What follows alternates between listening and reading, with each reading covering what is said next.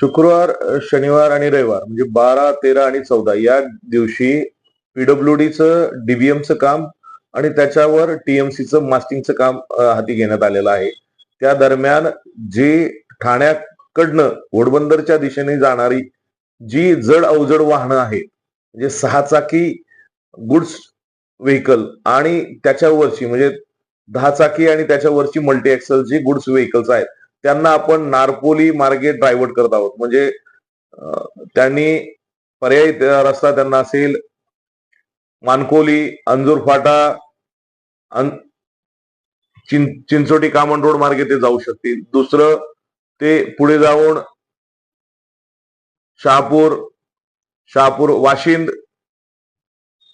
आबिडगर, वाडा आणि वाडा मनोर रोड मार्गे ते गुजरातला जाऊ शकतील. असं त्यांना पर्यायी मार्ग आपण सुचवलेला आहे. सर, ते लहान वाहन आहेत जे छोटे म्हणजे चारचाकी, त्यांना हा रोड चालू राहण्याचं काय? हा रोड 4 चाकींसाठी चालू राहणार आहे. पॅसेंजर व्हेकल्स, बसेस असतील, कार्स असतील, यांच्यासाठी हा रस्ता चालू राहणार आहे. पण या रस्त्यावर वाहतूक कोंडी होण्याची दाट शक्यता आहे. त्यासाठी योग्य तो बंदोबस्त आपण नेमलेला आहे.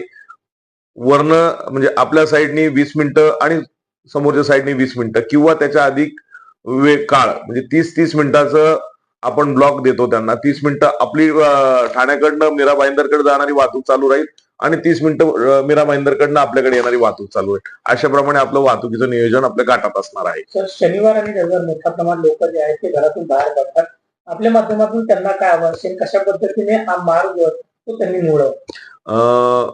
ज्यांना मुंबई, नवी मुंबई जायचं असेल, ह्या रस्त्यावर जर ट्रॅफिक जाम असेल तर आपण मुंबई मार्गे, जोगेश्वरी मार्गे नवी मुंबईला जाऊ शकाल किंवा आपण चिंचोटी, कामण, अंजूर फाटा या मार्गे आपण मुंब्रा मार्गे आपण नवी मुंबईला जाऊ शकाल.